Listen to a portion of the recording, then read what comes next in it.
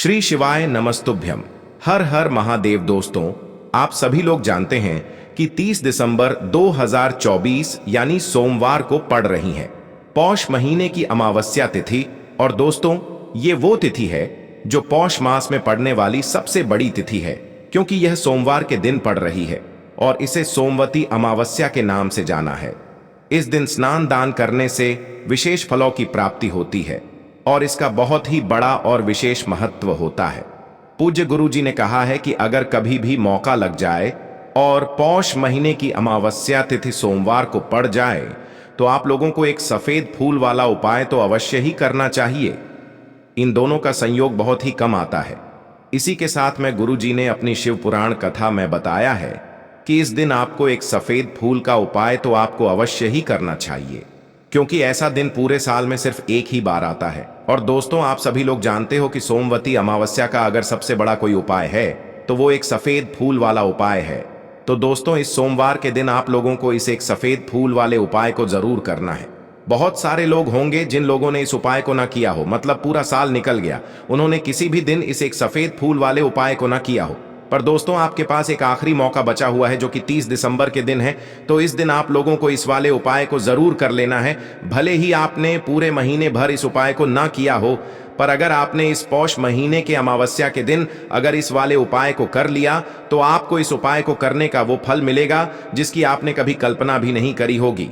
इसीलिए आप लोग इस वाले उपाय को एक बार जरूर कर लेना है, ताकि आप लोगों के हाथ से यह मौका ना जा सके और आपको इस उपाय को करने का फल मिल सके।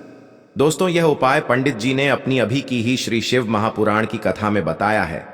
जिस उपाय को आज हम आपको बहुत अच्छे से समझाने वाले हैं, इस वीडियो को देखने के बाद इस उपाय को समझने के लिए आपको कोई और वीडियो को देखने की जरूरत नहीं पड़ेगी। तो चलिए दोस्तों, उपाय को शुरू करते हैं। देखिए, यह इस पौष महीने की सोमवती अमावस्या के दिन यह इतना खास होता है, इतना महत्वपूर्ण होता है। देखा गया है कभी कभी बड़े बड़े पूजा पाठ अनुष्ठान से जो मनोकामना पूर्ण नहीं होते, वो पौष महीने के सोमवार के दिन एक छोटे से उपाय करने से ही आपकी मनोकामना पूर्ण हो जाती है। और बहुत सारे लोगों ने इस उपाय को किया भी है और उनको इस उपाय को करने का फल भी जरूर मिला है। अगर आप लोग भी इस उपाय को करना चाहते हैं तो आप इस उपाय को पहले अच्छे से समझ लेना, सुन लेना, उसके बाद करना। आपको इस उपाय का फल जरूर मिलेगा और इस उपाय को कर लेने से आपके घर में चाहे किसी भी प्रकार की दुख और समस्या क्यों ना चल रही हो, आपको उसका कारण भी नहीं पता है कि भाई यह समस्या किस कारण से चल रही है। उसका कुछ भी कारण हो सकता है, जैसे पितृदोष हो सकता है या किसी भी तरह का मंगल दोष भी हो सकता है। तो इस दिन आप लोगों को यह वाला उपाय कर लेना है। यह एक ऐसा उपाय है जिस उपाय को अगर किसी विशेष दिन पर किया जाए तो भाई उस विशेष दिन का जो है वह तो हमें मिलता ही मिलता है, पर हमने उस दिन पर इस उपाय को किया है तो हमें उससे भी बड़ा फल मिलता है और फल बहुत जल्दी मिलता है, क्योंकि आप इस उपाय को बहुत ही बड़े और विशेष दिन पर कर रहे हो। तो चलिए अब उपाय के बारे में बात करते हैं, लेकिन उससे पहले आप लोगों को यह जानना आवश्यक है कि आखिर यह उपाय किस समय करना है, किसको करना है और कैसे करना है। तो चलिए हम आगे आपको वीडियो में एक एक करके बता देते हैं। लेकिन उससे पहले अगर आप लोग हमारे चैनल पर पहली बार आए हैं या फिर मेरी आवाज आज पहली बार सुन रहे हैं तो हमारे चैनल को सब्सक्राइब जरूर कर लेना और इस वीडियो को लाइक करके कमेंट बॉक्स में श्री शिवाय नमस्तुभ्यम ओम नम शिवाय जरूर टाइप कर देना। तो दोस्तों, इस एक सफेद फूल वाले उपाय को हमें इस सोमवती अमावस्या के दिन कैसे करना है, किसको करना है, किस समय करना है और कहां पर करना है, ये सारे सवालों के जवाब आपको इस वीडियो में मिल जाएंगे। और जो ये वीडियो देखेगा भाई, उसको एक सफेद फूल वाला उपाय जरूर करना चाहिए, क्योंकि इस दिन सफेद फूल का भी बहुत ही बड़ा और विशेष महत्व होता है। और जब बात आ जाए एक सफेद फूल की तो ये सोने पे सुहागा वाली बात हो जाती है और ये एक बहुत ही बड़ा उपाय हो जाता है इस सोमवती अमावस्या का। दोस्तों, अब उसके बाद में दोस्तों ये वाला जो उपाय है ये किसको करना है, तो देखो, घर का जो बड़ा और मुख्य सदस्य होगा उसी व्यक्ति को यह वाला उपाय करना है। अब वह बड़ा व्यक्ति मुख्य रूप से घर की माताएं बहनें होंगी तो ज्यादा बेहतर होगा, मतलब कि घर की जो बड़ी माताएं बहनें होंगी, अगर वह यह वाला उपाय करेंगी तो ज्यादा अच्छा होगा, क्योंकि घर की जो माताएं बहनें होती हैं वह घर की लक्ष्मी होती, और जब घर की लक्ष्मी कोई उपाय को करती है तो उसका फल हमें बहुत जल्दी और बहुत बड़ा होकर मिलता है। तो इसीलिए आप लोगों को विशेष रूप से घर की बड़ी माताओं बहनों को ही यह वाला उपाय करना चाहिए। अगर किसी कारणवश घर में बड़ी माताएं बहनें उपस्थित ना हो, ठीक है, तो उस जगह पर फिर घर का कोई बड़ा व्यक्ति भी इस वाले उपाय को कर सकता है, कोई दिक्कत वाली बात नहीं है। पर इस उपाय को घर के सभी सदस्य को करने की जरूरत नहीं है। घर में से कोई एक सदस्य ही अगर इस उपाय को करेगा तो उसके पूरे घर परिवार को इस उपाय को करने का फल मिल जाएगा, और जितने प्रकार की समस्याएं आपके जीवन में चल रही होंगी वह धीरे धीरे करके दूर होना शुरू हो जाएंगी। तो ध्यान रखिएगा, घर में से कोई एक ही बड़ा और मुख्य सदस्य ही इस वाले उपाय को करें। विशेष रूप से घर की माताओं बहनों में से कोई एक माता बहन इस वाले उपाय को करें। ठीक है, यह बात आपको समझ आ गई। अब हम समझते हैं इस वाले उपाय को हमें करना किस समय है। एक सफेद फूल वाले उपाय को हमें पौष के महीने की सोमवार अमावस्या के दिन करना। किस समय, तो देखिए, इस उपाय को करने का जो समय है वह सुबह का समय है और शाम का समय भी है। अब देखिए, यहां पर हम मुख्य रूप से सुबह का समय नहीं बोलेंगे, क्योंकि देखिए पौष के महीने की सोमवती अमावस्या, और आप सभी लोग जानते हैं सोमवार के दिन का अमावस्या मतलब शाम का जो समय वह होता है ना, इस दिन भगवान शिव जी का सबसे प्रिय दिन होता है। तो आप लोग इस एक सफेद फूल वाले उपाय को सुबह के समय भी कर सकते हो और शाम के समय प्रदोष काल में भी कर सकते हो। सुबह के समय अगर कर रहे हो तो 10 बजे तक भी अगर उपाय करोगे तो भी आपको उपाय का फल मिलेगा। वहीं अगर शाम के समय कर रहे हो तो इस दिन जरूर शाम के समय का ध्यान रखना कि शाम के 6 बजे से लेकर 7 बजे के बीच में अगर आप इस उपाय को कर सकते हो तो बिल्कुल कर लेना, पूरी कोशिश करना। पर यह बात आपको समझ आ गई कि आप इस उपाय को सुबह और शाम दोनों समय कर सकते हो, मतलब करना आपको एक ही समय है।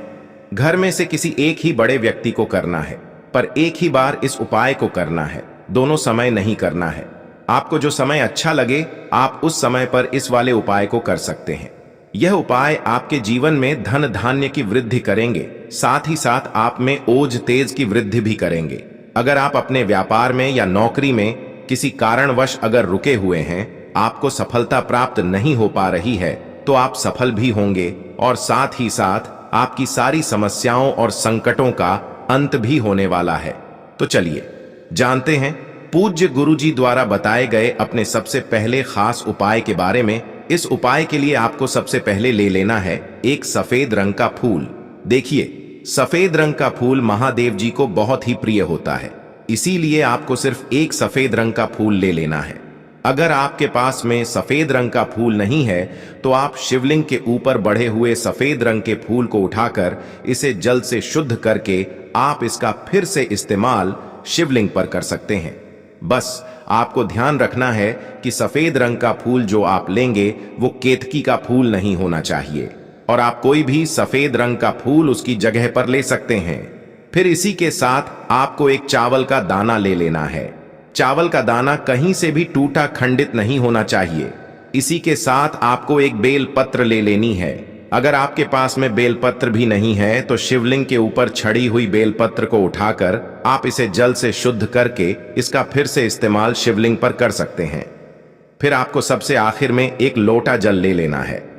लोटा आप तांबे का लेंगे और जल हमेशा की तरह आपको अपने घर के किचन से ही लेना है। अब यह सारी सामग्री लेकर के आपको पहुंच जाना है शिवालय। पूज्य गुरु जी ने कहा है कि इस उपाय को आप शाम को प्रदोष काल में करना चाहें तो अति उत्तम रहेगा। अब देखिए, अब जो यह तीनों सामग्री आपके पास में है, इनको लेकर के आपको पहुंच जाना है शिवालय, और एक बेल पत्र को ले गए हैं, और एक चावल का दाना जो आपके पास में है, और एक सफेद रंग का फूल जो आप साथ में लेकर गए हैं।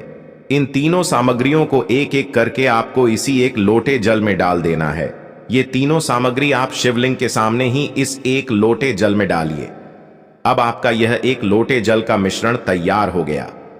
अब इस एक लोटे जल के मिश्रण को आप धीरे धीरे शिवलिंग के ऊपर समर्पित करते जाएंगे और लगातार ओम नमः शिवाय या श्री शिवाय नमस्तुभयम दोनों में से किसी भी एक मंत्र का आप स्मरण करते जाएंगे। पूज्य गुरु जी ने कहा है कि जल आपको बिल्कुल धीरे धीरे समर्पित करना है और जल समर्पित करते हुए आप कम से कम 108 बार इस मंत्र का आप स्मरण जरूर कर लें। आप चाहे तो श्री शिवाय नमस्तुभ्यम मंत्र का स्मरण कर लें और चाहे तो ओम नमः शिवाय मंत्र का स्मरण कर लें। इसके बाद जलाधारी से जो जल बह करके नीचे गिर रहा है उसको थोड़ा सा आपको किसी पात्र में इकट्ठा कर लेना है। आप चाहे तो इस खाली लोटे में भी इस जल को इकट्ठा कर सकते हैं और महादेव जी से अमृत स्वरूप आपको प्राप्त कर लेना है। देखिए, महादेव जी से आपको बोल देना है कि हे मेरे महादेव, मेरे व्यापार में घाटा हो रहा है, मेरे जीवन में किसी भी प्रकार की सफलता मुझे प्राप्त नहीं हो पा रही है, धन धान की लगातार समस्या बनी रहती है, नौकरी सही से नहीं चल रही है, कुछ ना कुछ जीवन में परेशानियां लगातार बनी हुई हैं। तो आपकी जो भी मनोकामना हो उस मनोकामना को स्मरण करते हुए आपको इस जल को महादेव जी से अमृत स्वरूप प्राप्त कर लेना है और यह जल आपको लेकर के अपने घर को चले आना है। अब अगर आपके घर में लड़ाई झगड़ा बहुत होता है तो आप इस जल का आचमन अपने पूरे घर के प्रत्येक कोने में कर दीजिए, यानी कि इस जल का छिड़काव आपके घर के प्रत्येक कोने में आपको कर देना है। बस आपको किसी भी अशुद्ध जगह पर इस जल का छिड़काव नहीं करना है और घर के हर कोने में इस जल का आपको छिड़काव कर देना है। साथ ही साथ आप थोड़ा सा आचमन खुद कर लीजिएगा और घर के अन्य सदस्यों को भी इस जल का आपको आचमन करवा देना है। फिर इसी के साथ अगर आप अपने व्यापार में सफलता को प्राप्त करना चाहते हैं या फिर नौकरी में सफलता को प्राप्त करना चाहते हैं तो आप जिस भी जगह या फिर अगर आपके व्यापार में घाटा हो रहा है तो आप इस जल का अपने व्यापार वाली जगह पर इसका छिड़काव भी कर देंगे। फिर आपके जीवन में किसी भी प्रकार की अगर समस्या है तो आप इस जल का आचमन खुद कर लेंगे। पूज्य गुरु जी ने कहा है कि जो भी इस जल का छिड़काव अपने घर में कर लेता है या स्वयं आचमन कर लेता है तो उसके जीवन की बड़ी से बड़ी मनोकामना भी महादेव जी की कृपा से बहुत ही जल्द से जल्द परिपूर्ण हो जाती है। अब जानते हैं पूज्य गुरु जी द्वारा बताए गए अपने दूसरे खास उपाय के बारे में। देखिए, ये उपाय भी आपके जीवन में संकटों को प्राप्त करके धन, व्यापार, नौकरी इन सबको अच्छी तरीके से चलाने के लिए इस उपाय को आपको जरूर करना चाहिए। इस उपाय के लिए सिर्फ और सिर्फ आपको एक दीपक ले लेना है। दीपक आप चाहे तो मिट्टी का ले सकते हैं या फिर अपने घर पर शुद्ध आटा मार करके उसका दीपक आप तैयार कर सकते हैं। इस दीपक में आपको लंबी रुए की बत्ती का प्रयोग करना है। पूज्य गुरु जी ने अपनी शिव महापुराण की कथा में कई बार बताया हुआ है कि लंबी रुए की बत्ती का प्रयोग जब भी हम लोग करते हैं तब हमें अपने जीवन में धन धान की प्राप्ति होती है, हमारे वंश में वृद्धि होती है और हमारे जीवन में तरक्की हमें प्राप्त होना शुरू हो जाती है। आपको लंबी रुए की बत्ती का ही प्रयोग करना है और इस दीपक में आपको घी का इस्तेमाल करना है। आपको शुद्ध देसी घी का ही इस्तेमाल इस दीपक में करना है। इसी के साथ आपको थोड़े से चावल के दाने ले लेने हैं। आपको एक मुट्ठी चावल के दाने ले लेने हैं। अब यह सारी सामग्री लेकर के आपको पहुंच जाना है किसी भी बेलपत्र वृक्ष के नीचे। अब देखिए, दीपक जो आप लेकर गए हैं उसको सबसे पहले आप इस बेलपत्र वृक्ष के नीचे आपको रख देना है।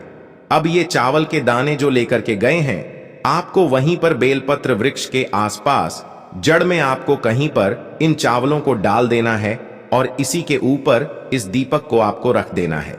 दीपक की बत्ती का जो मुख होगा वो उत्तर दिशा की तरफ होगा और उत्तर दिशा की तरफ रखते हुए आप इस दीपक को वहीं पर प्रज्वलित कर देंगे और फिर वहीं बेलपत्र वृक्ष के नीचे बैठकर कम से कम आपको 108 बार ओम नमः शिवाय या श्री शिवाय नमस्तुभ्यम दोनों में से किसी भी एक मंत्र का आपको स्मरण कर लेना है और आपके जीवन में चल रही धन धान की समस्या या व्यापार की समस्या को दूर करने के लिए आपको महादेव जी से प्रार्थना कर लेनी है। फिर वापस अपने घर को आपको चले आना है। पूज्य गुरु जी ने कहा है कि जो भी व्यक्ति इस उपाय को लगातार 5 सोमवार आपको करना पड़ेगा तभी आपको इस कार्य में सफलता प्राप्त होना शुरू होगी। तो दोस्तों, अब जानते हैं पूज्य गुरु जी द्वारा बताए गए अपने सबसे आखिरी उपाय के बारे में।